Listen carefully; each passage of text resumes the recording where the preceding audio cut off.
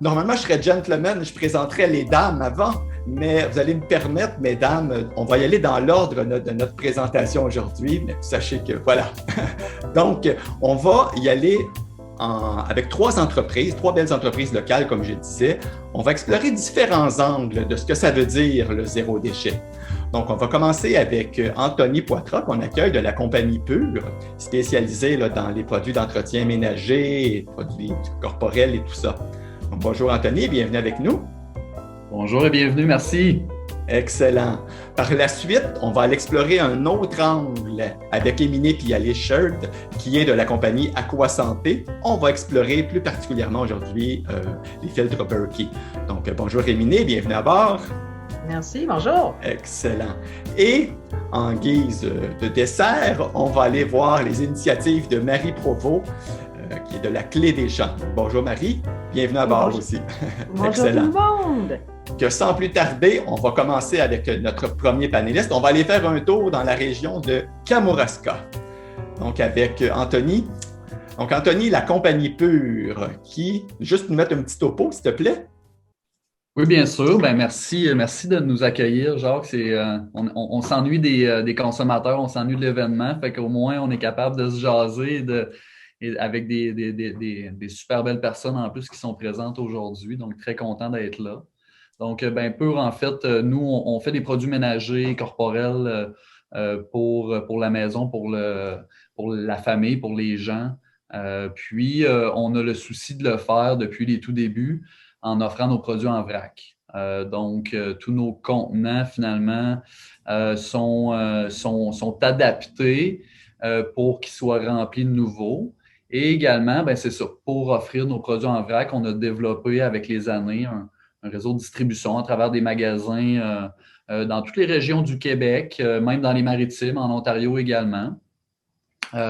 Où est-ce qu'on peut justement réutiliser nos contenants, donc au lieu de les jeter au bac de recyclage, la bouteille de détergent lessive, de liquide à vaisselle, de nettoyant, tout usage, au lieu de les jeter au bac de recyclage, ces bouteilles-là sont très bonnes pour plusieurs réutilisations. Donc, c'est le premier DR, la réutilisation. Donc, les gens peuvent le ramener en magasin, le remplir.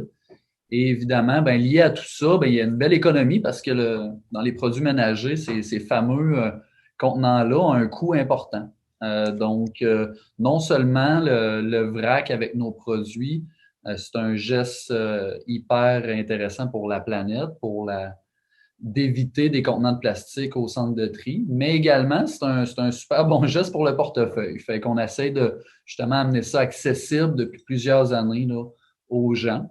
Et tous nos produits, là, je viens de voir une première petite question apparaître. Donc, tous nos produits sont faits dans notre usine qui est à Saint-Alexandre de Kamouraska.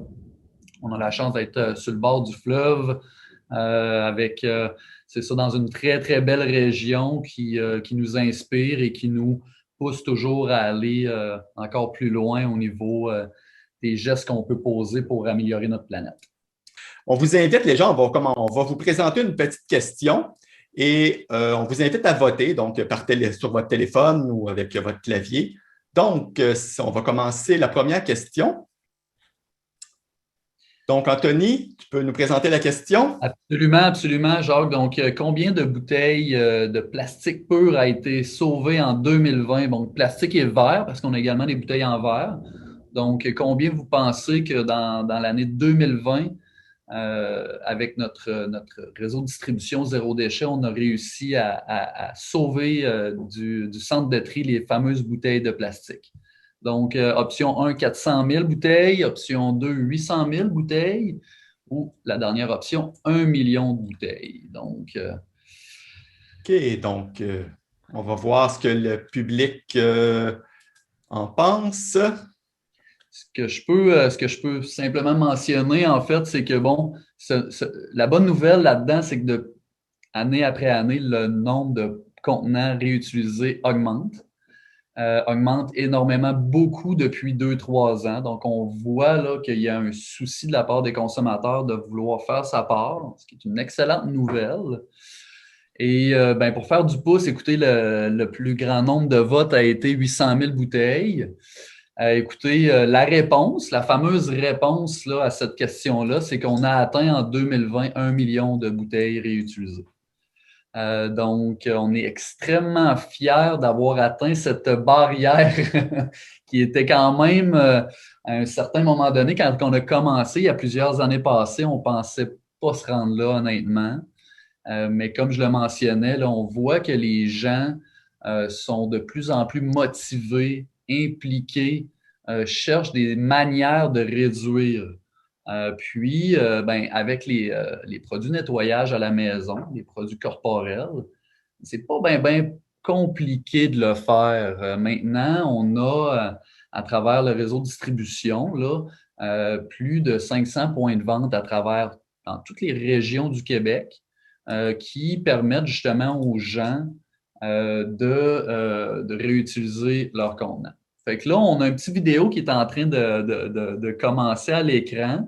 C'est pour expliquer un petit peu le processus zéro déchet qu'on a mis en place.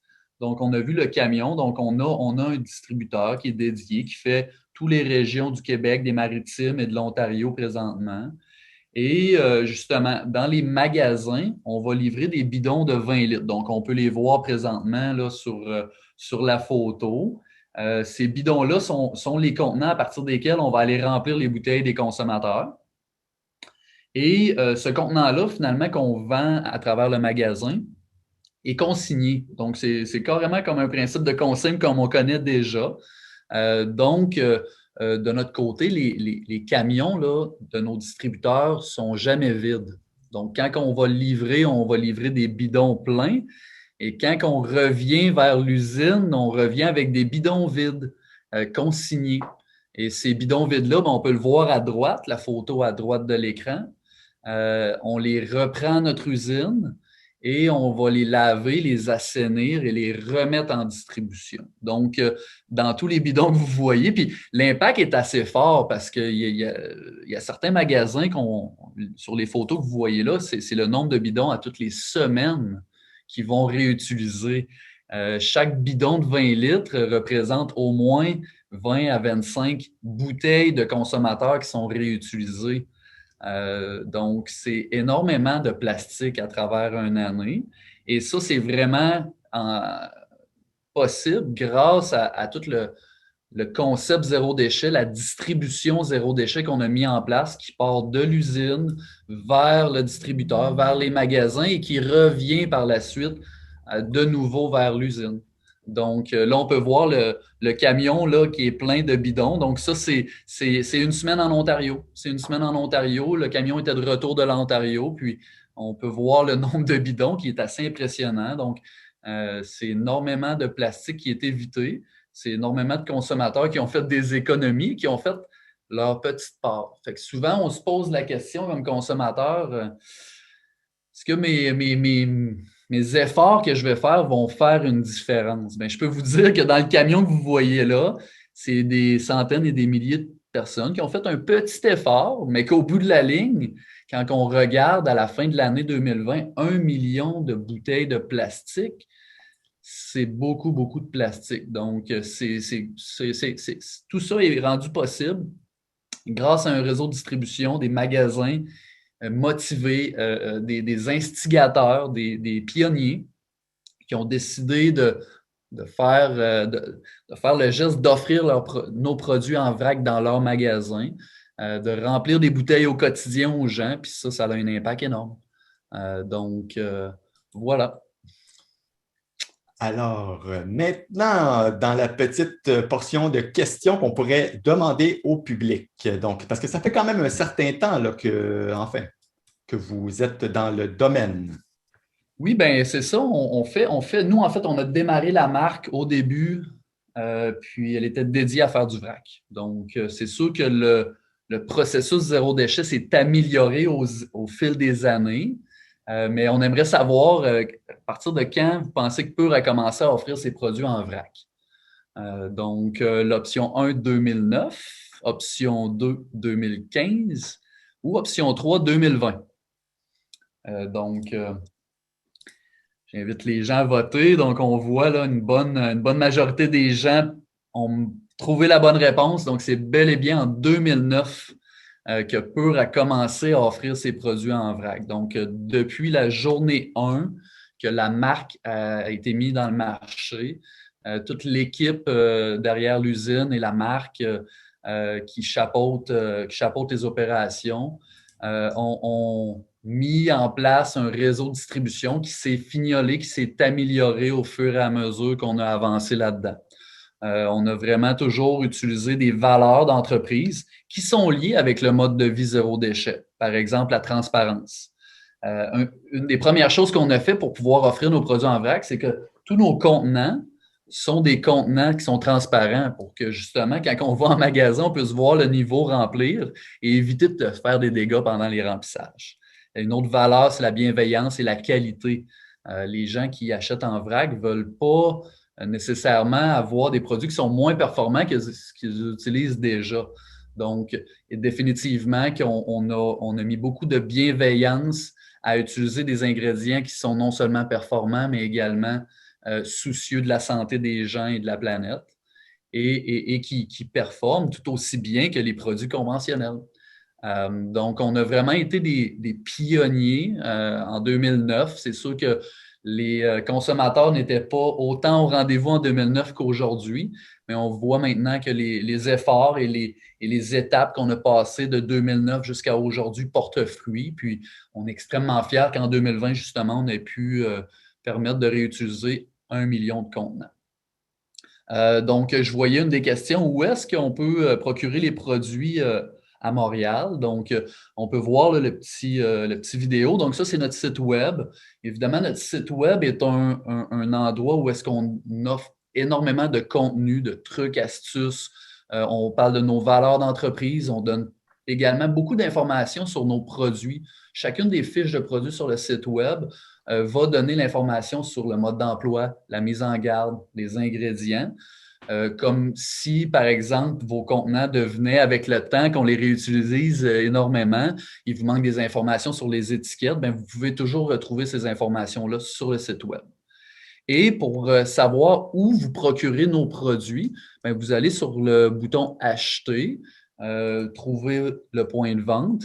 Et justement, là, à partir de là, vous remplirez simplement votre code postal et vous allez trouver tout près de chez vous le point de vente le plus près. Donc, comme je le mentionnais déjà, on a des points, comme là, par exemple, en ce moment, on voit là, l'adresse de l'usine, donc directement sur le bord du fleuve, mais évidemment, là, dans toutes les régions du Québec, là, on a vraiment développé très fort les régions. Donc, que ce soit en Gaspésie, en Abitibi, sur la Côte-Nord ou en Outaouais ou peu importe, là, les Laurentides, on a des points de vente maintenant à peu près partout. Donc, le vrac, souvent, la barrière des gens, c'est qu'ils trouvent ça un petit peu plus compliqué. Il ne faut pas oublier notre bouteille, il faut ramener les contenants et tout et tout. Donc, maintenant, avec le réseau de distribution qu'on a, je peux vous dire qu'il y a des points de vente dans toutes les régions. C'est maintenant facile de faire le vrac, d'aller chercher des économies en réutilisant nos contenants et de faire sa petite part personnelle pour éviter tous ces fameux bidons de plastique-là qui vont se retrouver dans notre bac de recyclage. Donc, ce que nous, là, le message qu'on dit là, maintenant, c'est simple de faire le vrac. Donc là, on va voir un petit vidéo.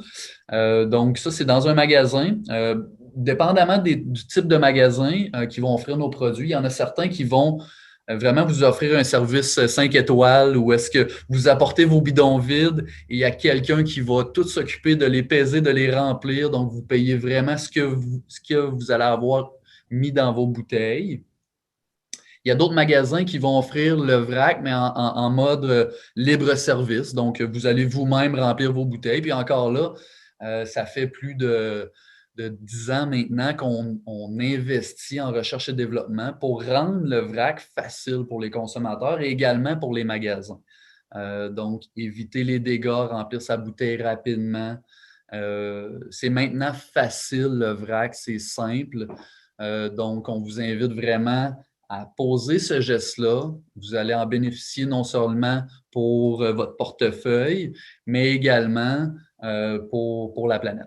Donc, voilà, ça fait le tour de la petite présentation qu'on voulait vous faire aujourd'hui. Je vous invite justement à aller nous suivre sur les réseaux sociaux. Au quotidien, on essaye de donner des conseils, des trucs et astuces. On a fait une grosse thématique au mois d'avril parce que pour nous, le mois d'avril, c'est le mois de la Terre. Donc, on a fait une thématique, le mois de la Terre pure. Puis on s'est associé avec la belle Florence Léa Siri, qui est une ambassadrice du mouvement Zéro Déchet au Québec.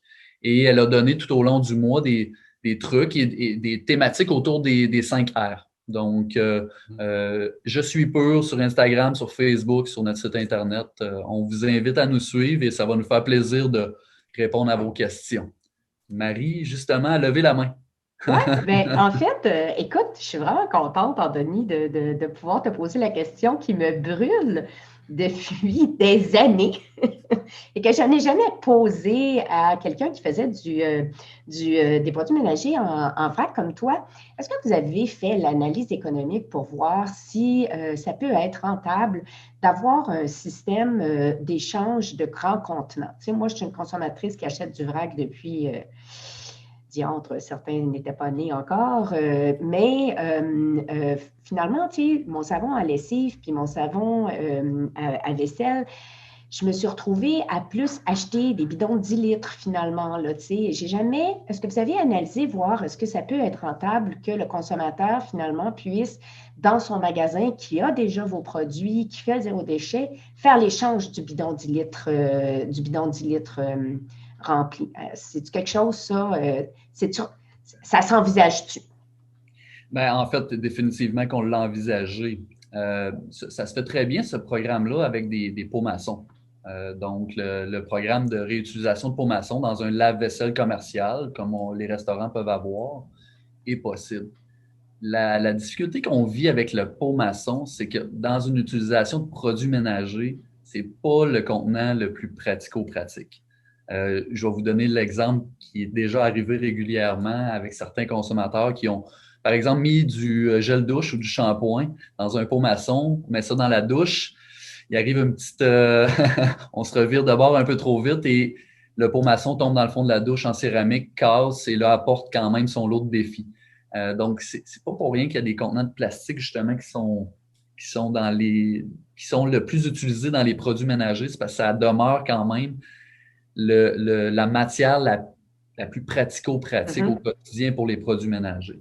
Puis, les ouvertures de contenants, quand on va mettre, par exemple, un vaporisateur ou une pompe, sont très petites. Ce qui amène le lavage des bidons, c'est plus compliqué, même si on met dans un... Puis, ça prend quand même un assainissement.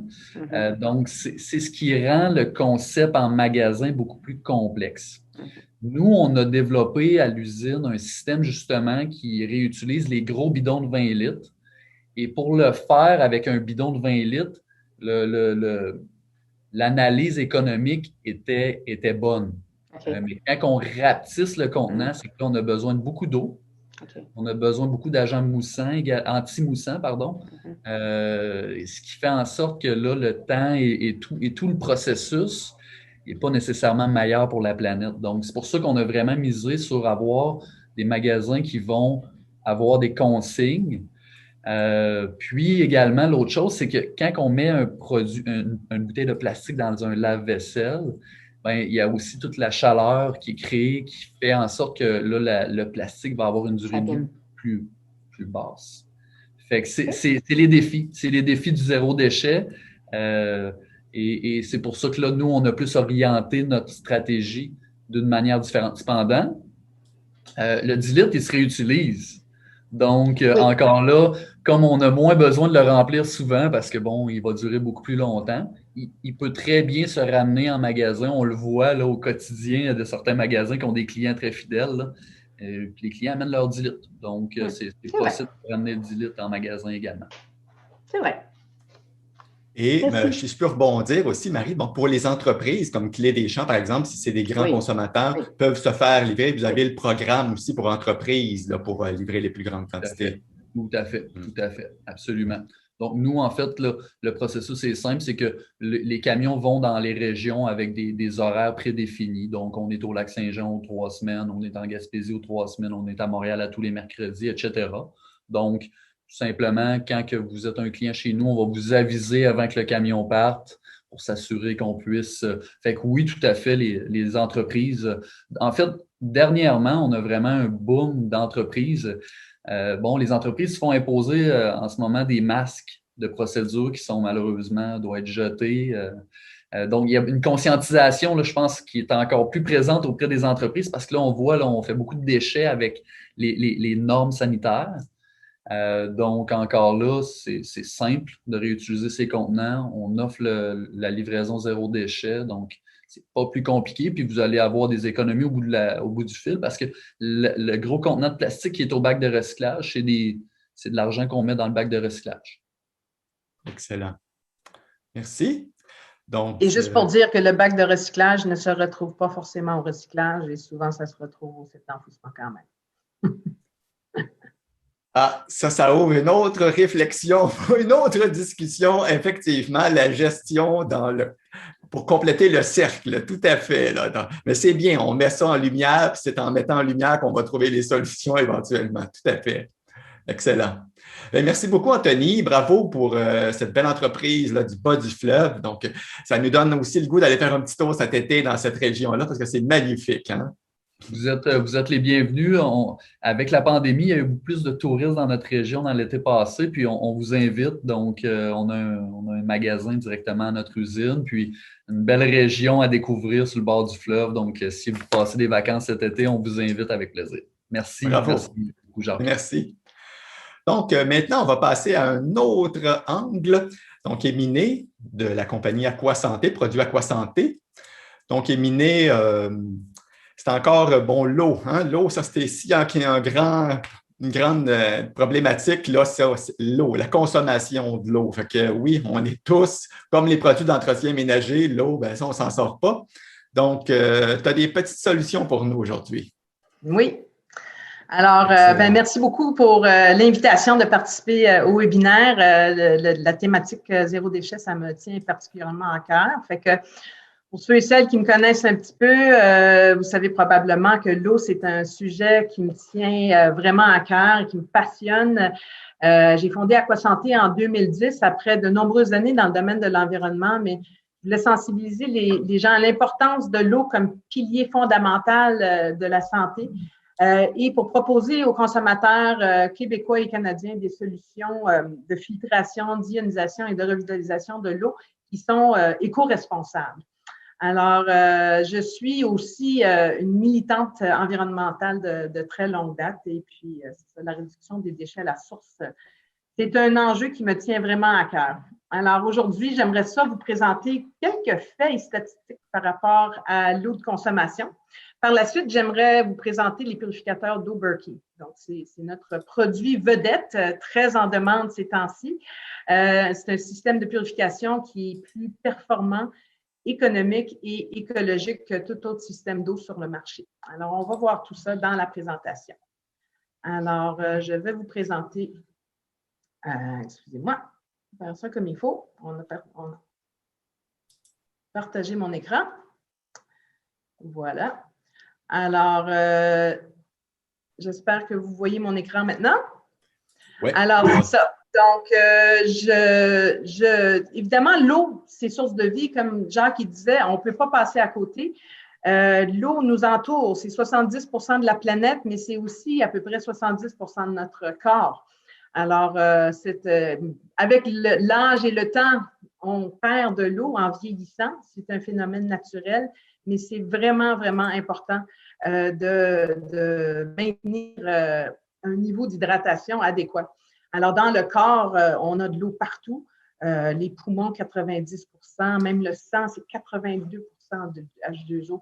La peau, les muscles, même le squelette. Le squelette est composé de 22 en poids d'eau. Alors, l'eau, c'est vraiment partout. C'est le nutriment le plus important après l'oxygène. On peut survivre plusieurs semaines sans manger, mais on ne peut pas survivre plus que quelques jours sans eau parce que l'eau, c'est le médium, c'est la courroie de transmission de notre corps. C'est ça qui fait que toutes les réactions biochimiques se passent dans un milieu aqueux, si on dit. Donc, ça aide l'hydratation, le transport des nutriments. la lubrification, tout ce qui se passe dans notre cerveau, l'activité neurologique, l'élimination des déchets. Alors, sans eau, il suffit de ne pas avoir d'eau pendant 2-3 jours, là, tout commence à ralentir et arrête. Alors, c'est vraiment, vraiment important. Alors, la question qui tue, buvez-vous assez d'eau? Donc, ça c'est toujours une question que les gens, les perceptions par rapport à « Ah ben oui, moi je bois beaucoup d'eau, je bois au moins 2 verres d'eau par jour. Est-ce que 2 verres, c'est assez? Peut-être pas. » Fait qu'on va voir ça dans un instant. Dès qu'on voit les perceptions de nos participants et participantes, si vous buvez assez d'eau. Alors, c'est quoi les réponses, Jacques, s'il te plaît? Ah, à peu près moitié-moitié, puis 17% qui ne savent pas. Alors, je vais vous dévoiler ça à l'instant. Alors, en fait, la réalité, c'est statistiquement parlant, 3 personnes sur 4 ne boivent pas assez d'eau, en réalité. Alors, combien d'eau faut-il boire? Pour être bien hydraté, il faut boire, il y a 2 façons de calculer. Si c'est en impérial ou en métrique. Alors, en impérial, le problème, c'est qu'au Québec, on connaît notre poids en livres, puis on connaît des liquides en litres, là, mais en tout cas, vous ferez votre conversion. Si on parle de poids en livres, la moitié de notre poids en livres, c'est la quantité qu'on doit boire en onces fluides. Alors, quelqu'un, par exemple, qui pèse 140 livres, doit boire 72 onces fluides. Alors, 32 onces, c'est à peu près 1 litre. Alors, dans ce cas-là, cet exemple-là, ça revient un petit peu plus que 2 litres. Sinon, en kilos, c'est 35 millilitres par kilo. Alors, ça vous permet, si vous faites un petit peu ce calcul-là, ceux et celles qui ont répondu, vous verrez si vous étiez, si vous buvez assez d'eau ou pas. C'est en fonction de votre poids corporel. Et ça, c'est à la base, là. Si on fait de l'exercice, on transpire, il fait très chaud ou on est malade, on a beaucoup plus de perte d'eau. Alors, cette eau-là doit aussi être, bien sûr, compensée. On doit compenser les pertes d'eau pour être suffisamment hydraté. Alors, oui, on veut boire de l'eau, mais quelle eau choisir? Alors, je serais intéressée à savoir, parmi les participants et participantes, quels sont les types d'eau que vous buvez. Alors, on a plusieurs choix. Il y a l'eau du robinet, bien sûr, ça peut être en ville ou sur un puits artésien. L'eau embouteillée, l'eau filtrée, que ce soit avec un pichet ou un filtre au charbon ou quelque chose. L'eau osmosée ou distillée, ce sont des systèmes, en fait, on peut acheter l'eau osmosée ou distillée ou on peut la produire chez soi aussi. Peut-être qu'il y a des gens qui sont ici qui boivent déjà de l'eau Berkey ou autre chose. Alors, prenez un petit moment, votez et dites-nous quelle est votre eau de prédilection. Alors, les résultats, Jacques? OK, eau du robinet.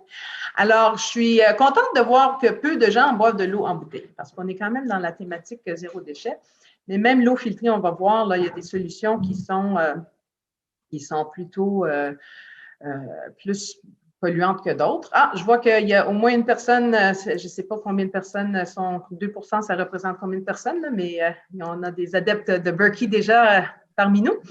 Alors, c'est ça. Donc, l'eau du robinet, l'eau du robinet, effectivement, c'est une solution. On est chanceux au Québec. Il ne faut pas oublier qu'on est très privilégié d'avoir accès à de l'eau potable. On allume le robinet, on a de l'eau et elle est potable, elle est disponible, elle est gratuite, entre guillemets, là, parce que c'est sûr qu'on paye les services d'eau à travers nos taxes municipales, mais c'est quelque chose qui est quand même en abondance et je suis contente de voir que la moitié des gens boivent de l'eau du robinet. Maintenant, il y a des moyens d'améliorer ça parce qu'il y a quand même des avantages. Alors, il y a des gens qui n'aiment pas le goût du chlore, par exemple, les odeurs, etc. Des fois, c'est des puits artésiens qui vont avoir une odeur de soufre. Alors, le soufre, ce n'est pas nocif comme tel, mais ce n'est pas agréable de boire quelque chose qui sent les œufs pourris. En ville, bien sûr, il y a du chlore. Ça ne goûte pas bon, mais c'est nécessaire. On ne peut pas ne pas chlorer l'eau dans un réseau municipal parce que ça tue les bactéries et virus. C'est ça qui fait que c'est de l'eau potable. Par contre, le chlore, c'est un oxydant, puis on sait que d'avoir trop de facteurs oxydants dans notre corps, on veut des antioxydants, on veut des aliments antioxydants. Antioxydants, c'est important. Il y a des produits dérivés du chlore aussi. Alors, le chlore ne va pas juste tuer les bactéries et virus, mais ça va avoir une réaction chimique avec la matière organique dans l'eau. Et il y a des produits dérivés qui découlent de cette chloration de l'eau. Par exemple, les trihallométhanes qui sont potentiels cancérinogènes. C'est ça? Ouais, c'est ça. Et puis, d'autres problématiques. Bien sûr, les métaux lourds qui sont beaucoup aussi dans les nouvelles avec les conduits en plomb, surtout à Montréal, à Québec, dans des villes plus anciennes où c'était vraiment utilisé dans les conduits d'eau et tranquillement, pas vite, c'est remplacé. Puis, il y a toute la question de ce qu'on appelle les contaminants émergents.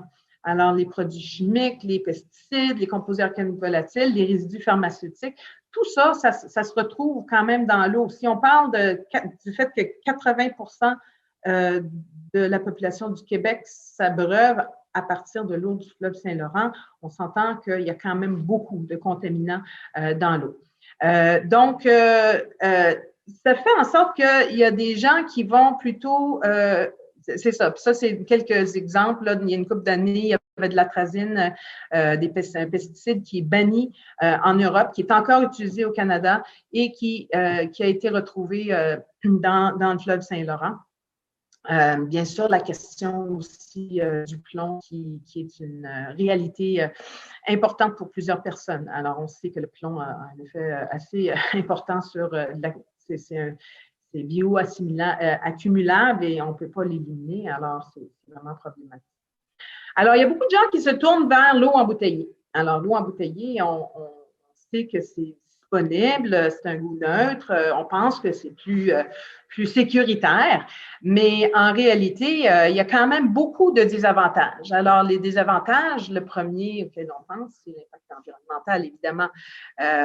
Le plastique, la plupart des gens vont penser au plastique, mais ça ne se limite pas juste au plastique, l'eau embouteillée. Toute l'industrie de l'eau embouteillée, en plus de vraiment assécher nos réserves d'eau potable, il y a même toute cette question de privatisation de l'eau et des embouteilleurs qui extraient pour rien, donnent zéro de redevance et revendent ça à des coûts très importants.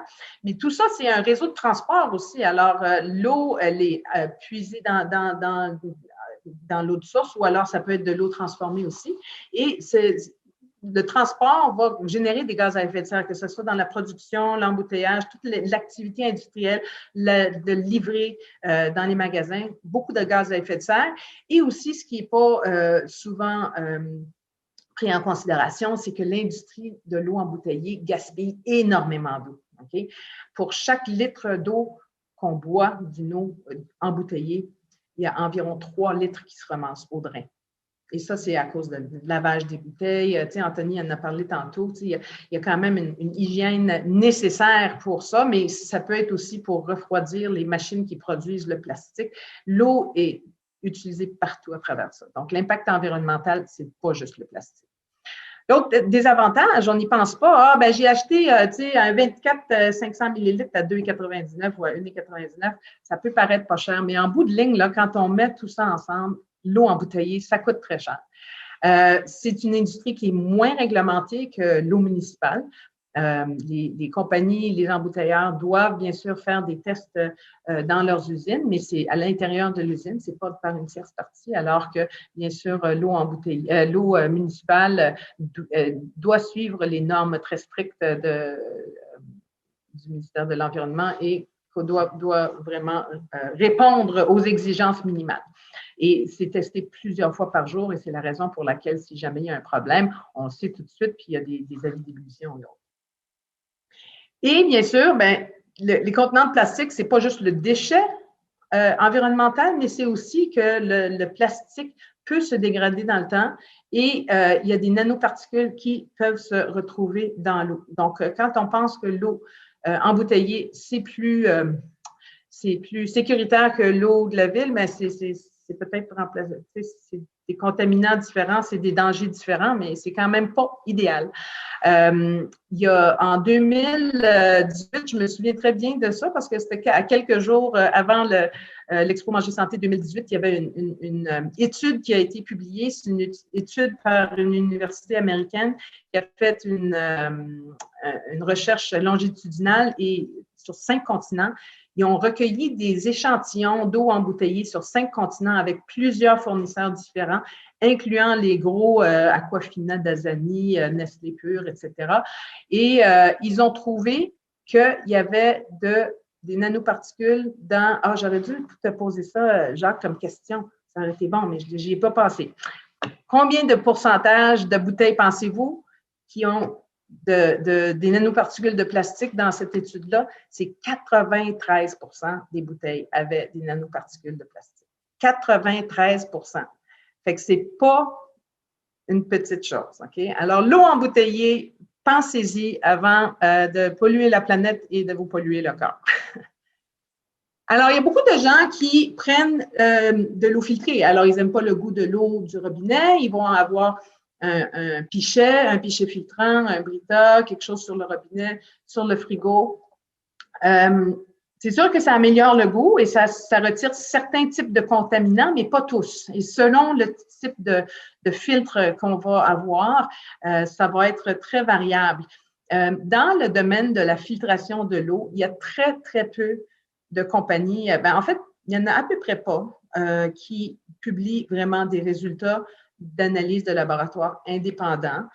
À part Berkey, on va voir ça tantôt, mais c'est vraiment, ça dit, il y en a qui vont dire oui, ça retire 99 % d'un produit ou un autre, mais les filtres Brita réguliers, là, ça dit ça retire du plomb, mais ça ne retire pas vraiment beaucoup de plomb. Il y a les filtres, les pichets Zero Water qui sont distribués maintenant par la Ville de Montréal, par exemple, pour les maisons qui ont du plomb, mais on va voir ça tantôt, c'est quand même dispendieux, ils vous le donnent, mais après ça, il faut acheter les filtres. Alors, la filtration, ça fait un bon travail et si ça encourage à boire de l'eau du robinet, allez-y vivement, mais il y a quand même quelques désavantages. Alors, comme j'ai dit, ça ne retire pas certains produits, les dérivés de chlore, les trihallométhanes, les contaminants émergents dont on a parlé. Et puis, le charbon a un effet d'acidification de l'eau. Ça, c'est quelque chose qui est peu connu. Ça baisse le pH de l'eau d'à peu près 1 point. Alors qu'on veut avoir un corps alcalin, c'est une eau qui est acidifiée avec le charbon. Et puis, il y a beaucoup de gens qui étirent l'élastique, n'est-ce pas, sur le filtre. On oublie de le changer, on a oublié de passer au magasin, on néglige. Alors, avoir un filtre qui est très embourbé, ce n'est pas une bonne idée. Et ça peut coûter très cher à la longue. Il y en a d'autres qui ont des systèmes d'osmose inversée à la maison. Ça a été très populaire pendant longtemps. C'est un système qui est vraiment très convivial. On le raccorde en dessous de l'évier. Ça retire 90 à 99,9 % des contaminants dans l'eau. Fait que ça, c'est les avantages. Mais dans les désavantages, ça retire tout. Ça retire 99,9 % de ce qui est dans l'eau, ce qui n'est pas nécessairement une bonne chose parce que ça n'enlève pas juste le bon, ça enlève aussi ça n'enlève pas juste le mauvais, ça enlève le bon aussi, ça enlève les minéraux qui aident à garder un pH neutre. Une eau déminéralisée vient dérober les minéraux dans notre corps. Alors, à la longue, c'est vraiment pas très, très bénéfique. Ça gaspille beaucoup d'eau, puis ça produit une eau qui est morte, qui n'a plus de vitalité, qui n'a plus rien.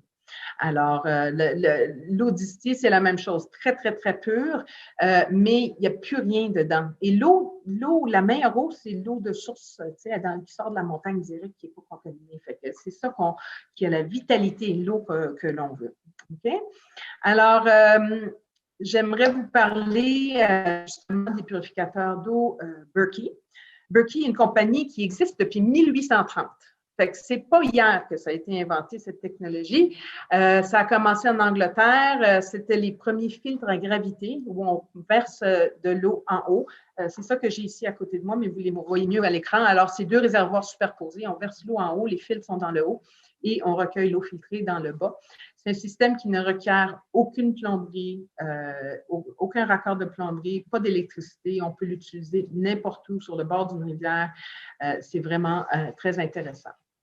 Alors, ce qui est surtout très intéressant, c'est que c'est très, très performant. Je vous ai dit tantôt que ça fait plus de 20 ans que je suis dans le domaine de l'environnement et plus de 10 dans le domaine de l'eau. Je n'ai jamais à ce jour trouvé une entreprise qui montre des tests de laboratoires indépendants avec autant de résultats probants que les purificateurs d'eau Berkey. Vous pouvez trouver tous les rapports de tests sur notre site aquaberkeyfilters.ca. Ça retire 99,9% des contaminants de toutes sortes dans l'eau, alors que ce soit les produits chimiques et pharmaceutiques, les résidus agricoles, les métaux lourds, le plomb, les produits pétroliers, vous les voyez, les nanoparticules aussi. Les pores sont plus petits que le plus petit virus ou bactérie. Fait que c'est plus petit. Hein. Les nanoparticules qui ont été trouvées dans l'étude d'eau embouteillée dont je vous ai parlé tantôt, c'est à peu près de l'ordre de grandeur de 100 nanomètres. Les Berkey enlèvent même les virus qui sont de 20 nanomètres. Alors, ça enlève les nanoparticules de plastique aussi. Alors, s'il y en a dans le fleuve, s'il y a des problèmes, ça les enlève. C'est vraiment intéressant. Ça transforme aussi l'eau non potable en eau potable. Alors, c'est testé à 3 chiffres après la virgule, 99,999%, les rapports d'analyse de laboratoire à l'appui, ça transforme l'eau non potable en eau potable. Alors, c'est la raison pour laquelle, dans la dernière année, ça a été, en fait, le fabricant, il ne fournit plus parce qu'avec la pandémie, tout le monde se dit, c'est quoi? Qu'est-ce qui est le plus important? C'est le papier de toilette puis l'eau. Tu sais, fait que les gens, on a vu au début de la pandémie que tout le monde se pitchait sur le papier de toilette. Ça, c'était un peu psychologique. On sait que c'était quelque chose de drôle, mais l'eau, effectivement, quand on ne sait pas, quand quelque chose n'est pas sûr, là, on doit survivre avec l'eau. Puis avec un Berkey, on peut même prendre de la neige dans un banc de neige sale, on le met dans le Berkey et ça sort potable. Alors, on peut l'utiliser lors de vie d'ébullition, quand il y a des versements dans le fleuve, en voyage, en camping, dans un pays où l'eau n'est pas potable, l'eau du lac, l'eau de la rivière, directement dans le Berkey et ça va transformer l'eau en eau potable. Alors, vraiment très intéressant à ce niveau-là. Préparation pour les urgences, on ne sait jamais quand est-ce que quelque chose va mal aller. Et dans la thématique, bien sûr, c'est la question de l'empreinte environnementale. Alors, ce qui est merveilleux avec Berkey, c'est que ce sont des filtres qui sont nettoyables et qui durent des années. On n'a pas besoin de les jeter. Alors ici, on a, c'est ça, les filtres, ça, c'est des filtres Brita.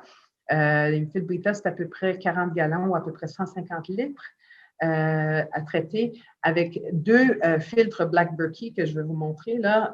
Je vais juste arrêter les partages d'écran pour 2 secondes pour vous le montrer en plus grand. C'est ça les filtres qui sont dans le Berkey. OK? Ce sont des filtres de céramique. Je ne sais pas si vous entendez là. C'est dur. Si je l'échappe, je le casse. Mais ça, ce sont des filtres les pores sont plus petits que le plus petit virus. Alors, l'eau, elle est versée. Les filtres sont dans le haut ici. L'eau est versée dans le réservoir. On enlève le couvercle, on verse avec un pichet et l'eau s'écoule par gravité à travers les filtres et est recueillie en bas.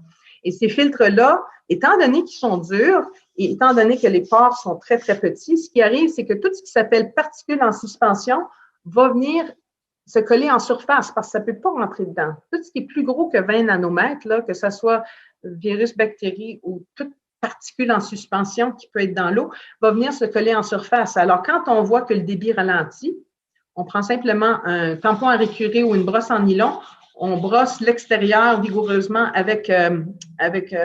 sous l'eau courante, avec un tampon à récurer pour avoir vraiment enlever tout ce qui est colmaté en surface. On les remet et l'eau recommence à couler. Et on fait ça à répétition. Ça peut être 2 fois par année, ça peut être 1 fois par mois, ça dépend où vous habitez, ça dépend quelle sorte d'eau que vous mettez dedans et combien de particules en suspension qu'il y a. Mais tout ce qui est particules en suspension, c'est nettoyable.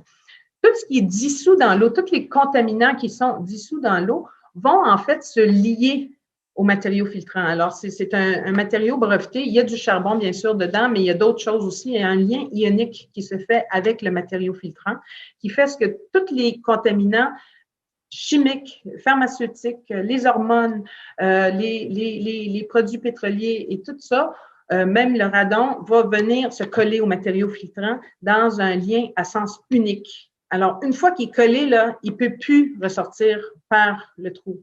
Alors, c'est vraiment très, très efficace. C'est le secret du zéro déchet des filtres Berkey. Ce sont les éléments de purification Black Berkey. Puis, on appelle ça des éléments de purification et non pas des filtres, tout simplement, parce que la purification, c'est la capacité de transformer l'eau non potable en eau potable.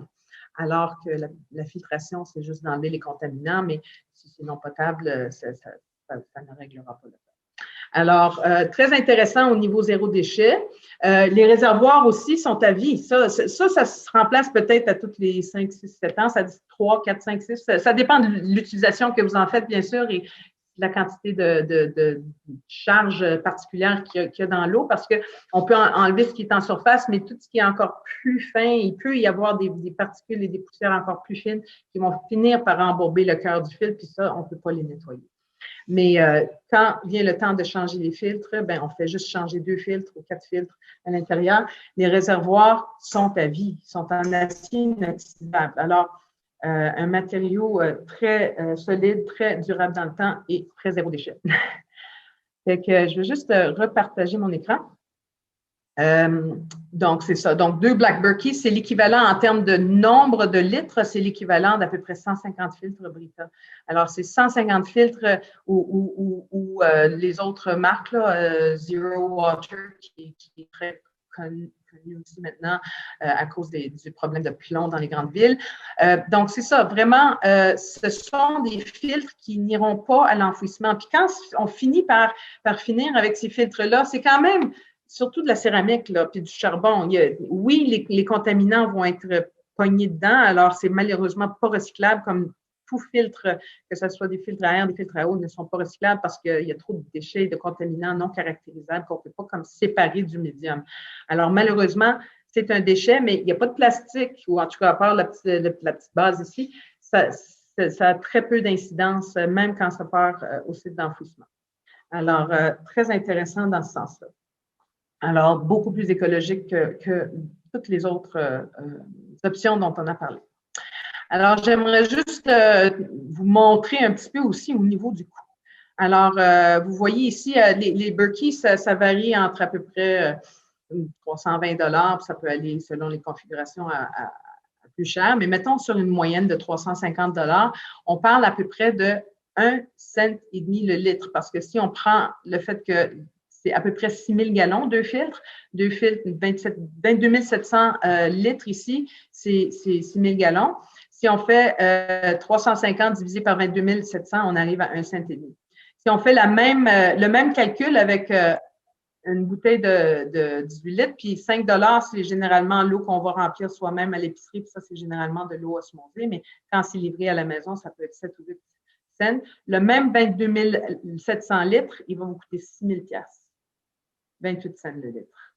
Si on achète des 4 litres à 2 $, mettons, 11 000.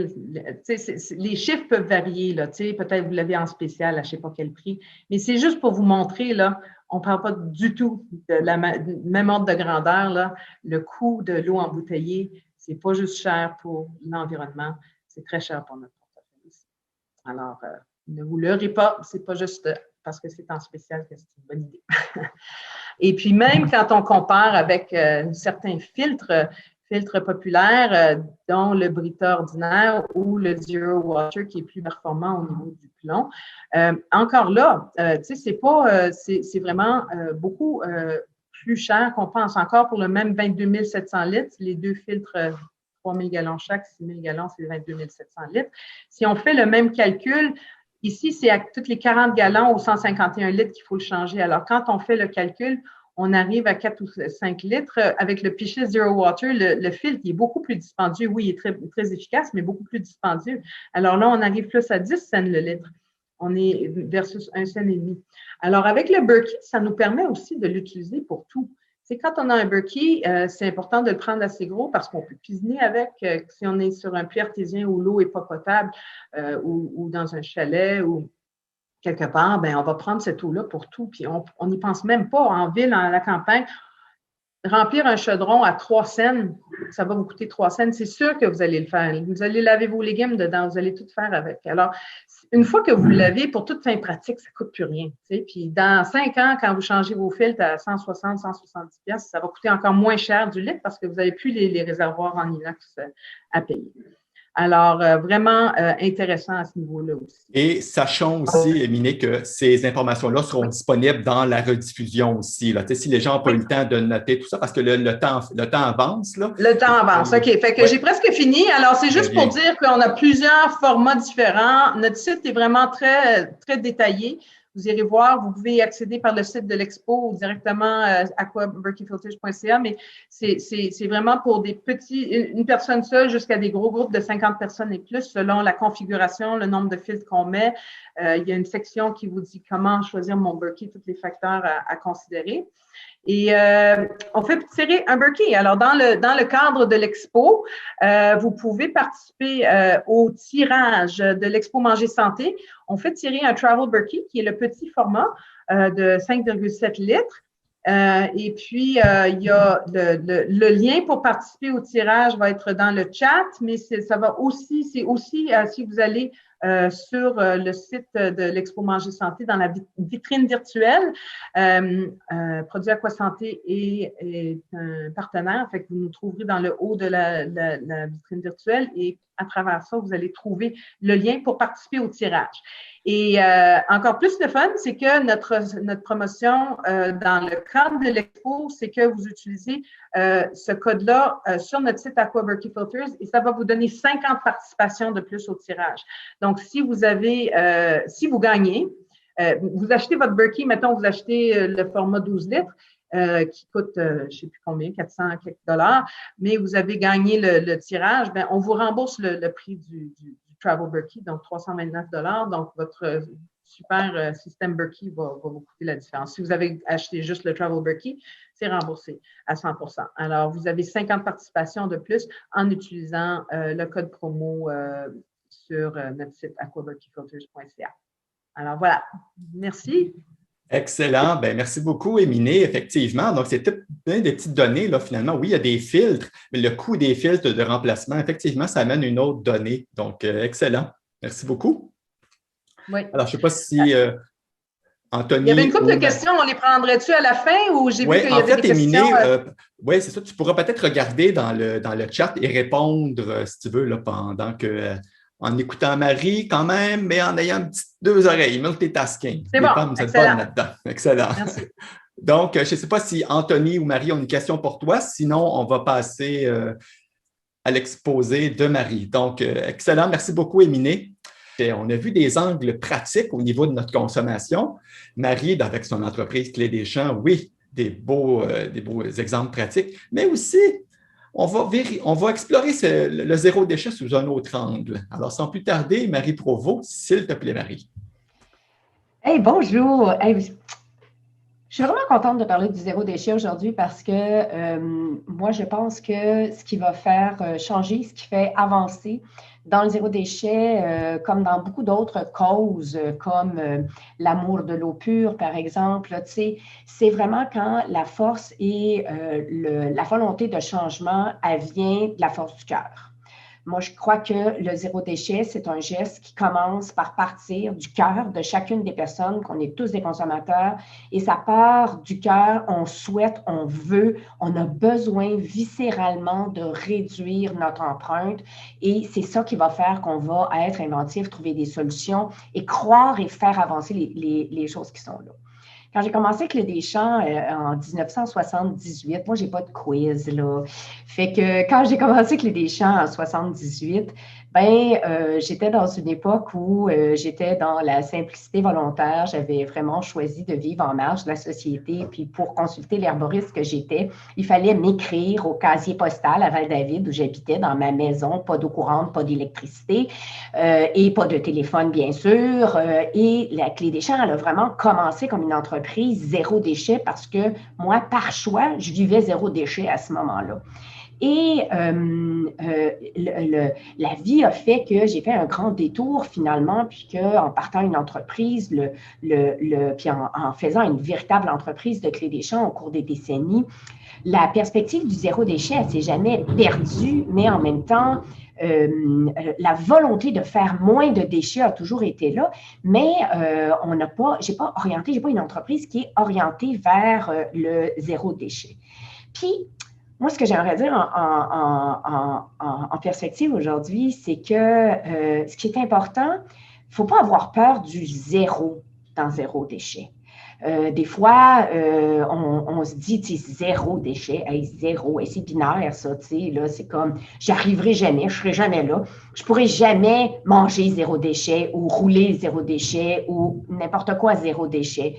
Et ce qui est important, il faut toujours se rappeler que chaque pas vers le bas qu'on fait dans la consommation des déchets est un pas qui amène la collectivité vers le zéro déchet. Le zéro déchet, c'est un but ultime, c'est vraiment, tu sais, la galaxie finalement qui semble inatteignable. Et quand on regarde ce qu'on peut réaliser aujourd'hui, quand on met nos efforts collectifs, quel que soit notre champ d'expertise, on peut regarder ça puis dire, 100 ans après, les frères Wright qui ont réussi à faire voler un avion, ils ont fait voler quelque chose sur Mars cette semaine. Là, fait que ça pouvait sembler impossible faire voler un hélicoptère sur Mars. Ça peut sembler impossible faire du zéro déchet et c'est le chemin qui compte et c'est les gestes qui comptent. Fait que moi, donc, ça part d'un effort collectif, puis il faut avoir vraiment des partenaires. C'est ça qu'il faut faire finalement, c'est qu'il faut aller pousser sur les partenaires pour réussir à avoir des partenaires comme consommateurs, comme personnes. Il faut qu'on réussisse à trouver les partenaires qui vont nous aider à aller vers le zéro déchet. Fait que si on regarde le cheminement, tu sais, moi, je regarde ce cheminement-là, puis je me dis, on a un premier frein qui est l'acceptabilité sociale quand on veut faire du zéro déchet. Tu sais, dans l'histoire, plus on est en avance sur son temps, puis plus on dérange finalement, et plus l'acceptabilité sociale, elle devient difficile. Aujourd'hui, on regarde le chemin qu'on a fait et puis, tu sais, moi, je me retourne des années 80 finalement où j'avais un peu une fixation, comme je vivais sans argent, je vivais à toute fin pratique sans argent. Donc, tu sais, quand tu n'as pas de facture d'électricité, quand tu pompes ton eau et puis quand tu coupes ton bois à main, tu n'as pas d'argent finalement. Tu ne fais pas beaucoup de déchets d'une façon naturelle. Tu sais, tu ne dépenses pas, tu ne consommes pas. On avait à ce moment-là, mon chum et moi, accumulé, on avait une vieille vanne, tu sais, qu'on avait remplie de pots de vitre parce qu'on s'est dit, on ne pouvait pas projeter des pots de vitre. Et en 1980, bien, il n'y avait aucun endroit pour aller déposer du verre. Et je le sais aujourd'hui, ce n'est pas parfait. Je le sais que ce n'est pas toutes les municipalités. Moi, je suis vraiment chanceuse. Dans les Laurentides, on a un centre de tri fabuleux qui fait la récupération du verre à 100% depuis des années. On est chanceux, notre centre de tri est vraiment à l'avant-garde. Ils sont extrêmement proactifs et ça fait longtemps qu'ils ont des débouchés pour le verre qui s'en va dans le ciment, etc. Donc, nous, maintenant, ici, dans les Laurentides, on le sait que notre verre est recyclé, mais ce n'est pas le cas de partout. Mais dans ce temps-là, en 80, il n'y avait même pas une place où tu pouvais te faire à croire que ta vitre soit recyclée.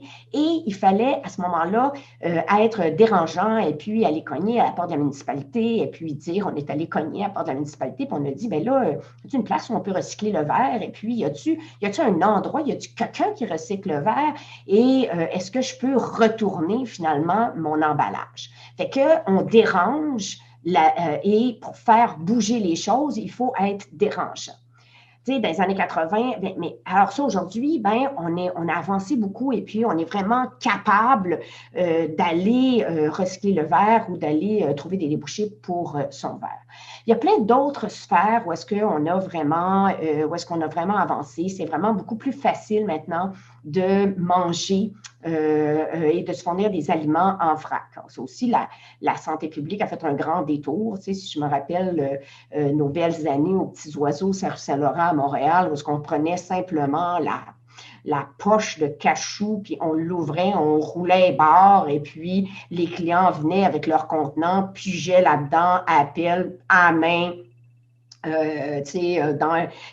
avait des petits sacs de plastique pour prendre les raisins sultana parce que là, ça salissait vraiment les mains. Mais sinon, on était vraiment dans une époque où la salubrité était moins surveillée. Puis, à force d'avoir des pressions des consommateurs, finalement, le MAPAC, qui a commencé par interdire l'ensemble de l'œuvre de tout, non, tu ne vends rien en vrac des magasins, mais le consommateur, il a gardé son point, les détaillants ont gardé leur point, puis on dit, attends un peu, soyons créatifs, soyons inventifs, et il y a sûrement moyen de faire quelque chose pour pouvoir acheter nos aliments en vrac. Puis aujourd'hui, on peut acheter nos aliments en vrac. On a beaucoup plus aussi d'opportunités au niveau de l'eau. Avant qu'on commence tantôt, je parlais avec Émilie, puis je disais, moi, je suis chanceuse, j'ai de l'eau du robinet d'un puits artésien qui me donne de l'eau vraiment fabuleuse. Là, alors, je suis vraiment, vraiment, vraiment dans les privilégiés. Et du temps que j'habitais à Montréal, il y a 40 ans, j'avais un distillateur dans ma baignoire, finalement, pour faire mon eau distillée parce que c'était inconcevable pour moi de boire de l'eau traitée. L'eau du fleuve traitée, là, ça ne rentrait pas vraiment dans mon plan de vie. Donc, aujourd'hui, on a accès à de l'eau, des filtres à eau et, nous, on dit aux gens de boire de la tisane et puis n'importe où, on va à Manger Santé et qu'est-ce qu'on fait?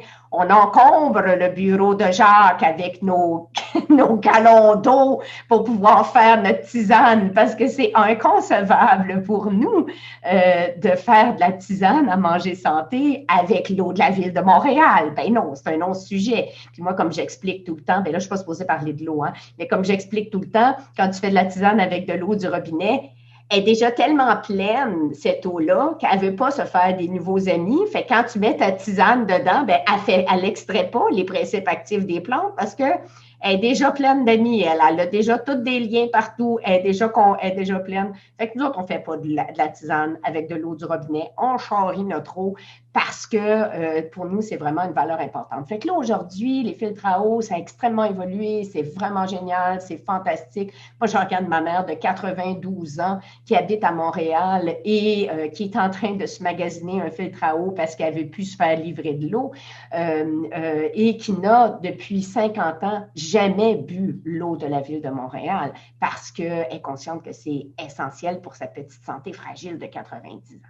Fait qu'aujourd'hui, l'eau, on est capable de boire, on n'est pas vu comme un hurluberlu d'apporter sa tasse remplissable au café. Fait que ça, c'est des choses qui ont vraiment évolué. Les produits d'entretien, c'est fantastique, c'est merveilleux. On a tous les produits d'entretien, tous les produits corporels. On est capable de magasiner. Tu sais, il y a 15 ans, là, même dans une ville progressiste comme un village progressiste comme Val-David, quand j'amenais mon sac à l'épicerie, puis que je disais, non, j'ai mon sac. T'as ton sac, yash! Tu vas mettre ton épicerie dans un sac usagé. Quelle horreur! Ben oui, toi. L'acceptabilité sociale. Fait que c'est sûr que ça prend quelques têtes de cochon qui savent, qui ont raison. Puis c'est ça, aujourd'hui, je pense qu'on veut faire, c'est qu'on veut vraiment cultiver et aider le monde à devenir des têtes de cochon du changement pour dire, ben oui, as-tu quelque chose comme ça? Tu ne penses pas que c'est une bonne idée que de réutiliser le sac? Ben oui. C'est sûr que moi, mes enfants avaient des couches lavables. Tu sais, mes enfants de 41 et 37, mais moi, je les ai élevés aux couches lavables. Rappelez-vous, je n'avais pas d'argent. Fait que c'était pas vraiment une option. Il n'y avait pas vraiment d'option Pampers dans mon plan, là. Fait que j'avais des couches lavables, tu sais, qui étaient vraiment, tu sais, la grande couche que tu pliais en trois, puis que tu replies les deux bouts, que tu plies avec les épingles, là. Mais c'est sûr que quand je changeais la couche de mon enfant en public, là, tu sais, c'était comme, weirdo. Tu laves tes couches. Weird. Bizarre. Quelle femme étrange. Et je n'entrerai pas dans la petite éponge menstruelle, avant la Diva-Cup, avant la culotte menstruelle, avant les pads lavables, tu sais. Ben, dans le temps, là, on prenait des petites éponges de mer, là, tu sais, pour trouver une éponge qui fitait avec notre corps. Et puis, on essayait de ne pas laver ça en public. Mais, tu sais, une femme, c'est une femme, tu sais, puis ça ne reste pas à la maison. Même dans ces années-là, on ne restait pas à la maison parce qu'on était menstrué, tu sais. Fait qu'on s'est retrouvés, je me suis retrouvée dans la vie une fois, 2 fois, 3 fois peut-être, à laver mon éponge menstruelle devant quelqu'un, tu sais, acceptabilité sociale. Fait que ça prend des culottés pour faire accepter toutes ces choses-là et il faut continuer, il faut toujours regarder de chaque bord qu'est-ce qu'on peut faire, comment on peut voyager. J'ai-tu vraiment besoin d'une voiture? J'en ai-tu vraiment besoin de deux? Tu sais, moi, j'habite dans un rang 5 km du village. Tu sais, vivre sans voiture, c'est difficile. Mais on vit depuis des années avec juste une voiture qu'on utilise le moins possible. Donc, l'autopartage aujourd'hui a vraiment, vraiment, vraiment permis d'amener ça. Mais ça aussi, ça devait être weird au début. Tu sais, tu vas partager ton auto avec d'autres mondes. Ben oui, toujours partager mon auto avec d'autres mondes. Tu sais, il y a plus personnel qu'une auto dans la vie. Là. Tu sais, quand tu y penses comme il faut, et tout ça est une question de perspective. Il faut toujours enlever ses ornières puis dire, est-ce qu'on peut vraiment? Mais là, moi, je fais des produits pour soigner. Et là, soigner, là, le zéro déchet dans le soigner, le réutilisable dans le soigner, Santé Canada, je vous le confirme, ne badine pas avec la salubrité. Fait que c'est certain qu'on n'est pas encore tout à fait rendu à pouvoir amener sa bouteille de sirop à la pharmacie pour dire peux-tu me remplir mon sirop? Ça fait tellement longtemps que je n'ai pas acheté de médicaments à la pharmacie que je ne sais pas, mais est-ce que les choses ont changé? Tu peux-tu amener ton petit flacon de pilules? Tu sais, les pilules qu'eux autres, ils prennent dans un gros tas, puis qu'ils comptent, puis qu'ils remettent dans ton flacon. Tu peux-tu amener ton flacon pour le faire remplir? Puis moi, je ne vois pas vraiment pourquoi je ne pourrais pas amener mon propre flacon à la pharmacie pour le faire remplir, là, tu sais. Fait que soyez donc, tu sais, soyez donc dérangeants. Puis si vous avez des médicaments que vous prenez qui sont dans des bouteilles de pharmacie, ben, demandez donc à votre pharmacien, peux-tu remplir ça? Là, tu sais, c'est comme, on va aller là. Mais sinon, dans le pharmaceutique, on est comme manufacturier, nous, on est un petit peu limité et on a vraiment comme malheureusement une petite coche en haut. C'est pas le MAPAC, nous, c'est Santé Canada. Et puis, ils ont vraiment comme une petite coche plus haut au niveau de la salubrité puis des exigences. Mais il y a des choses que n'importe quel manufacturier en produits pharmaceutiques peut faire. Ils peuvent s'appeler, c'est drôle les noms qui me viennent à l'industrie en ce moment, Pfizer, Moderna, AstraZeneca, Johnson & Johnson. Je ne sais pas pourquoi c'est ces noms de pharmacie pharmaceutiques-là qui me viennent en tête. Alors, on peut s'appeler comme ça et puis avoir quand même des pratiques zéro déchet. Parce qu'on peut tous travailler sur nos emballages. Fait que nous, on travaille sur nos emballages et toutes les entreprises pharmaceutiques peuvent travailler sur l'emballage. Et on a une pratique dans le pharmaceutique de suremballage parce qu'on a des agences réglementaires qui nous obligent à écrire des romans sur nos produits, sur les contre-indications, les usages, les ci, les ça. Et il faut être, encore une fois, dérangeant. Et nous, on est allé discuter avec Santé Canada, puis on leur a dit, t'es cute, mais non, j'ai pas de place pour écrire tout ça sur ma bouteille. Fait que tu peux-tu me donner... Et non, je ne mettrai pas ma bouteille dans une boîte avec un petit papier en dedans. Fait que, on peut-tu inventer, on est en 2021, là, on peut-tu inventer d'autres moyens pour rendre cette information que personne ne lit disponible à ceux qui veulent le lire. Et étrangement, quand on est plusieurs à demander quelque chose, ben le gouvernement, finalement, écoute son peuple. Hein, finalement, à la fin de la journée, les dérangeants dérangent et les choses changent. Donc, oui, on peut utiliser les emballages, on peut éviter le suremballage, ce qui fait que vous pouvez choisir votre produit pharmaceutique, votre crème, votre truc que vous achetez, mais vous pouvez aller regarder puis dire, ben celui-là, il y a une boîte, il y a deux boîtes, il y a un emballage en plastique, il est pris dans une affaire thermoformée qui va vraiment faire un gros déchet. Donc, nous, on a vraiment travaillé sur quels sont nos emballages et puis n'importe quel pharmaceutique peut faire ça. N'importe quel pharmaceutique peut travailler sur une portion de ces processus. Tu sais, à défaut, tout peut se faire pour aller réfléchir. Et il y a des ingénieurs qui sortent des universités et qui se meurent de venir travailler et inventer des façons de faire qui consomment moins d'eau, moins d'électricité, qui font moins de déchets. Mais c'est sûr que si nous, les fabricants, on ne va pas demander, si nous, on n'appelle pas finalement à l'Université de Montréal, à la Polytechnique pour dire « Ouais, là, as-tu un stage un stagiaire qui voudrait venir chercher comment réduire le consommable de mon processus. Ben, ça ne se fera pas. Ils vont pas le trouver tout seul, finalement. Donc, on peut pousser une pharmaceutique, comme n'importe quelle autre entreprise, peut pousser et aller chercher comment réduire son consommable dans ses processus. Et on peut travailler sur nos installations.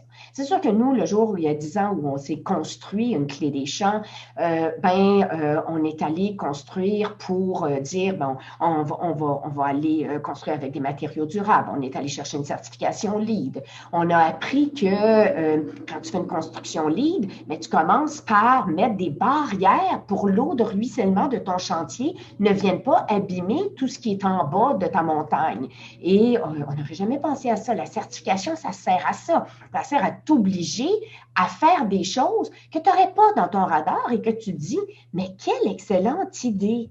Quelle fabuleuse chose qui prend rien finalement, quelques piquets plantés avec une toile semi-enfouie et tout l'eau de ruissellement qui va descendre et qui va traverser mon chantier dès qu'il pleut, ben, il va se bloquer là, ce qui fait qu'à la fin, on a regardé, puis du côté du chantier, on avait une petite accumulation de sable et puis pas vraiment beaucoup de vie, et puis direct de l'autre côté, on avait tout le sous-bois qui était là et qui était vivant.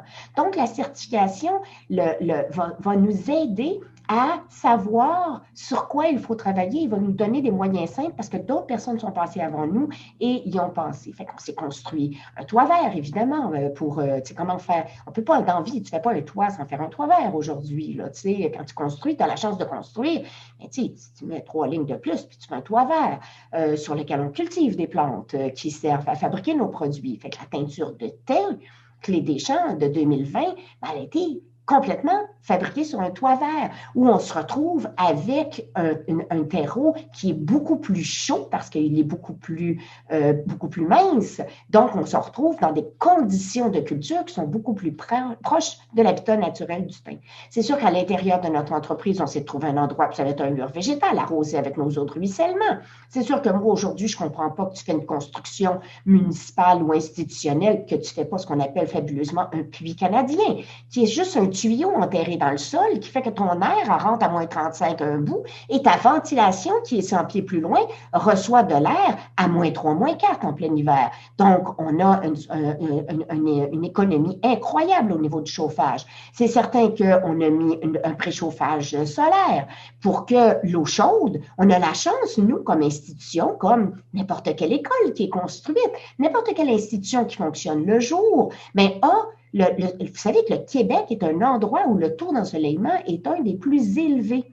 Ce qui fait que l'eau chaude, on fait simplement mettre des panneaux tout simple, où le soleil préchauffe l'eau, ce qui fait que l'eau, quand l'eau arrive dans notre chauffe-eau, elle est déjà préchauffée. Et contrairement à une maison où on prend de l'eau chaude quand il fait nuit, dans une entreprise, une institution, on prend de l'eau quand il fait jour. Donc, au cours de la journée, au fur et à mesure où on prend l'eau, le soleil, même en plein hiver, réchauffe et préchauffe notre eau. Fait que c'est tous des petits gestes qu'on peut faire qui ne coûtent pas si cher que ça, qui à la fin, les économistes le calculent et c'est rentable, même si on ne calcule pas sur le 10 ans, 20 ans, puis là, je ne vous ai pas parlé de la géothermie et de tout ce qu'on a fait pour notre construction finalement. Donc, n'importe quelle entreprise, qu'elle soit Pfizer ou n'importe qui, peut construire une entreprise, une usine, une installation avec des méthodologies qui font moins de déchets.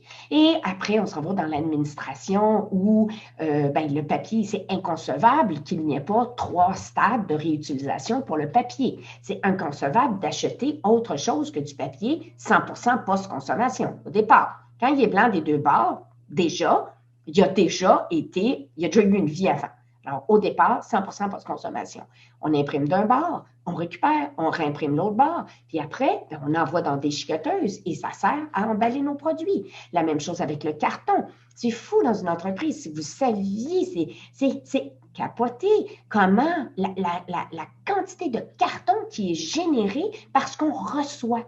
Donc, on a acheté une déchiqueteuse à carton, on passe le carton dans la déchiqueteuse à carton, on met ça dans nos emballages de produits. Donc, il y a vraiment moyen de créer des micro-économies circulaires à l'intérieur même de nos entreprises, quelle que soit notre entreprise. Il faut juste aller réfléchir. Puis, tu il ne faut pas toujours se fier sur les experts pour être expert en tout, parce que nos fabuleux architectes certifiés LEED, qui étaient vraiment, qui avaient un sens du design fantastique, puis qui avaient de l'expérience dans le LEED, mais ils étaient bien dans le design, c'était des architectes, fait qu'ils nous ont dit, ah, mais non, le mobilier, moi, j'avais dit, on déménage nos vieilleries. On construit une bâtisse, là, mais on déménage nos vieilleries. Puis là, ils nous disaient, ben non, ça prend tous des bureaux pareils, là, fait qu'on va aller chercher des bureaux recyclés, mais vous allez jeter vos bureaux, puis vous allez aller acheter des bureaux recyclés. Non. Avant de changer ta voiture, finalement, parce qu'elle est moins écologique que les modèles actuels sur le marché, bien, si elle marche encore, ta voiture, bien, tu roules encore avec jusqu'à temps qu'elle ne marche plus. Parce que c'est toujours mieux de ne pas consommer que de réutiliser. Fait que ça, bien, il faut faire la démarche, finalement, puis aller y penser. Fait qu'on peut aller avec du produit conventionnel parce qu'on s'entend que moi, de la crème à cortisone, j'en fais pas. Et puis que même moi, vous savez, je suis pas anti-médicament. Je pense juste qu'il faut utiliser le médicament juste quand on a utilisé toutes les autres formes de guérison. Et puis, moi, j'aime mieux me guérir d'une pneumonie que de mourir pour la cause des plantes médicinales et ne pas prendre des antibiotiques. Ben non. Moi aussi, j'en prends des antibiotiques si c'est nécessaire. C'est juste que j'en prends une fois aux 40 ans et non régulièrement. Mais des fois, il faut aller prendre des médicaments et des fois, il faut utiliser ces médicaments-là. Donc, essayons au moins d'être le moins de déchets possible. Mais commençons donc par aller travailler avec du médicament, pas de déchets ou sans déchets. Puis c'est sûr qu'on peut choisir des produits comme les nôtres, des produits soignants qui sont déchets amis. Puis là, je recule d'un pas, puis je vous dis, moi, je pense qu'il faut regarder le zéro déchet, mais il faut regarder le grand trio de feu. Il faut regarder le grand trio du local, du bio, puis du zéro déchet. Il faut toujours regarder l'ensemble. On ne regarde pas juste le bio, on ne regarde pas juste le local, on ne regarde pas juste le zéro déchet. Il faut toujours regarder la composante complète de ce qu'on achète. Qu'est-ce qu'on fait dans le local? Bien là, c'est dur de faire plus local que nous au niveau du processus manufacturier. Je sème, alors mettons que je vais faire un produit pour les chaleurs de la ménopause. Bien, je vais semer dans ma serre des semences d'achillée millefeuille, je vais faire des plantules que je vais aller planter dans mon exploitation agricole parce que nous, on cultive la matière première qui sert à faire nos produits. Donc, on monte 1000 pieds plus loin dans la montagne, on cultive l'achillée millefeuille, c'est une vivace, on cultive les fleurs, donc on la cultive pendant plusieurs années, on ramasse la fleur, on redescend et le laboratoire d'extraction, il est 1000 pieds à côté de la source de matière première. Déjà là, on n'est pas dans le pharmaceutique standard du tout.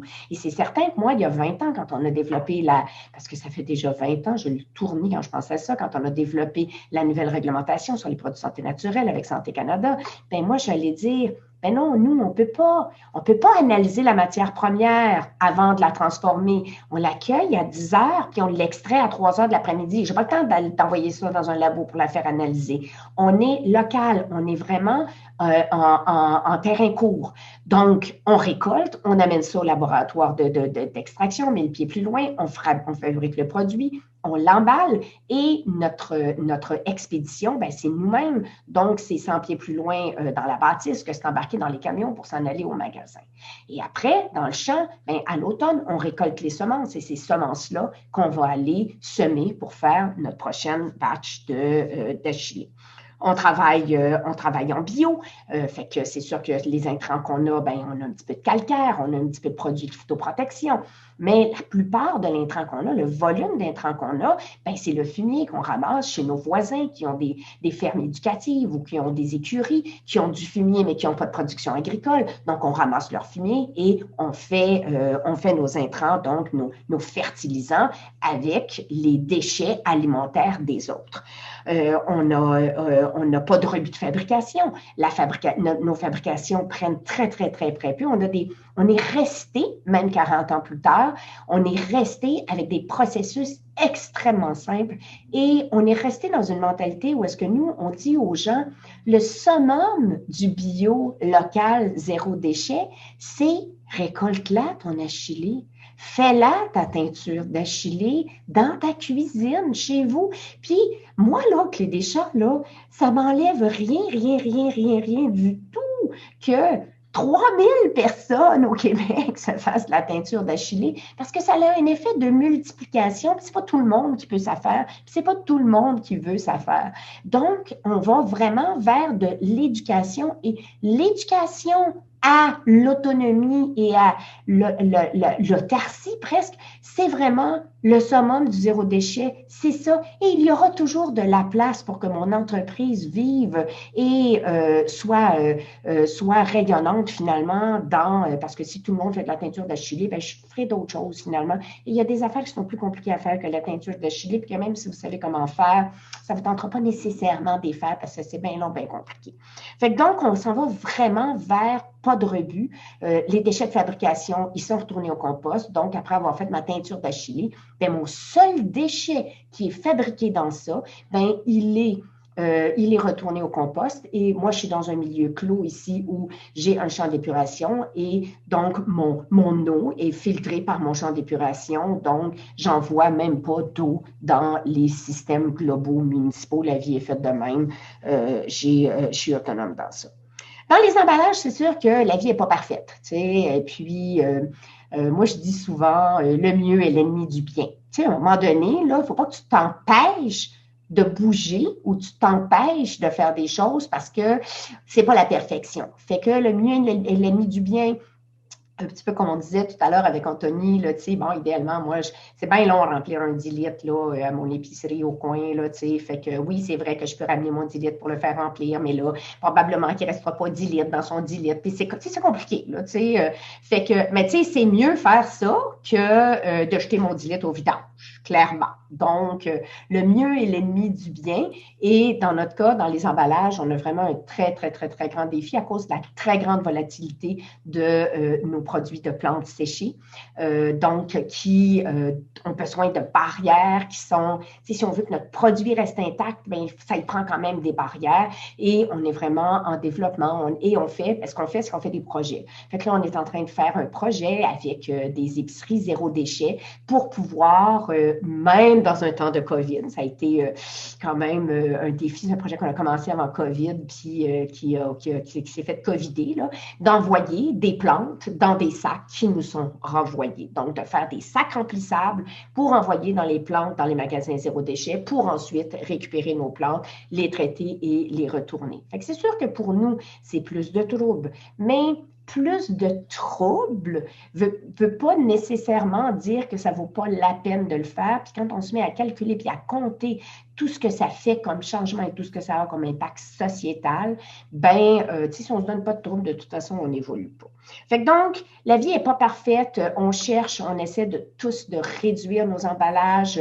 Moi, j'essaie de partir un projet parce que je ne peux pas récupérer mes petites bouteilles de teinture. Fait que j'essaie de partir un projet puis de trouver des partenaires pour qu'il y ait des magasins en région qui soient des points de dépôt pour nos petites bouteilles, pour que les herboristes locales puissent aller récupérer. Puis eux autres, ben, ils ont le temps de laver leurs bouteilles et ils ne sont pas régis par Santé Canada parce qu'ils vendent directement à leurs clients, donc ils ne sont pas catégorisés comme un produit naturel, ils ne sont pas sous la réglementation de Santé Canada. Fait que tu as le droit de laver ta bouteille et puis d'acheter une pipette neuve peut-être pour donner des produits à ta soeur, ta cousine, ta voisine si tu te fais de la teinture d'Achillée.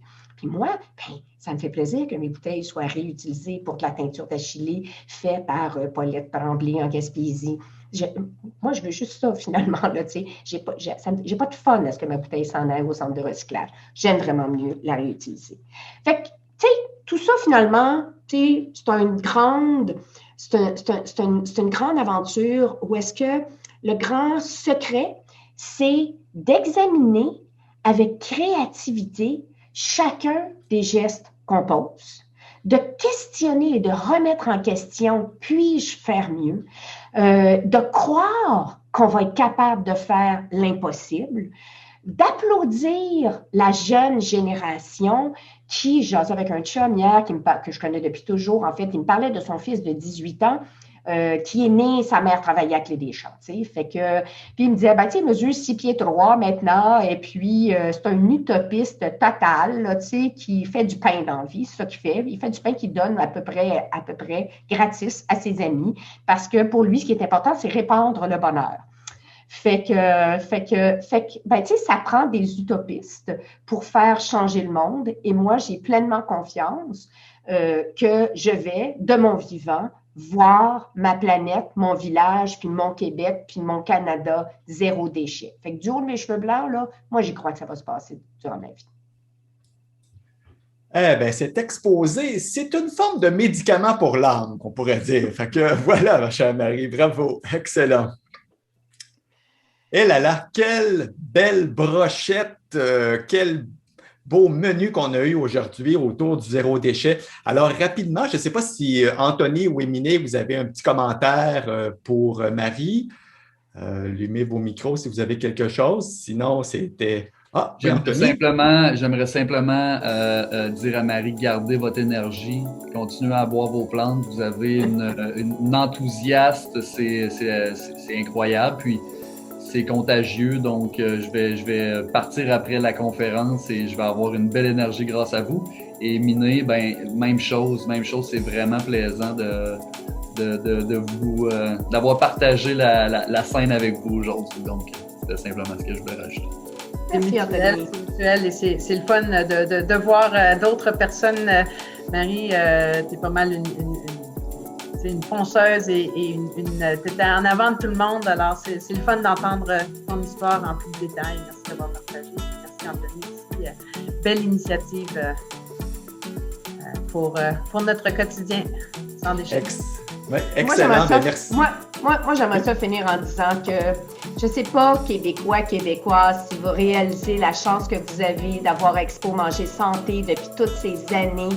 Ça existe nulle part ailleurs en Amérique, une gang comme eux autres qui ont une tête de cochon puis qui nous disent la même chose puis qui font monter depuis 25 ans et se parler les acteurs du bio zéro déchet local au Québec, alimentation, santé. Merci Jacques, merci Manger Santé. C'est tout un bel écosystème, effectivement, qui se nourrit et qui grandit. Puis une petite pensée, parce que moi, j'aime toujours ça aussi, à travers qu'est-ce qu'on vient d'écouter d'entrepreneurs qui sont déjà, qui existent déjà, puis qui prospèrent, qui se déploient.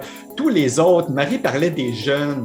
Quand vous avez des idées, des projets, go foncez, parce qu'on a tellement de belles initiatives qu'on a besoin de voir. Puis éventuellement, quand ça sera le temps, vous viendrez vous aussi exposer à l'Expo Manger Santé. On commence par un demi-stand, on se fait connaître et puis on se déploie. Alors, c'est une belle grande chaîne grâce à des belles fondations qu'on a. Fait que, espérons qu'on va pouvoir se voir en 2022, en mars prochain, effectivement. Donc, cette belle conférence sur le zéro déchet aujourd'hui, ça met la table pour une journée assez spéciale demain. Demain, c'est le jour de la Terre. Alors, je pense qu'on installe les bases aujourd'hui. Donc, en fait, merci beaucoup, Marie, Émilie, Anthony. Joyeux printemps, belle continuation, félicitations. On a un super écosystème d'entreprises dynamiques au Québec. Bravissimo. Donc, merci beaucoup et bonne fin de journée. Excellent. Merci. Alors voilà, au plaisir. Merci.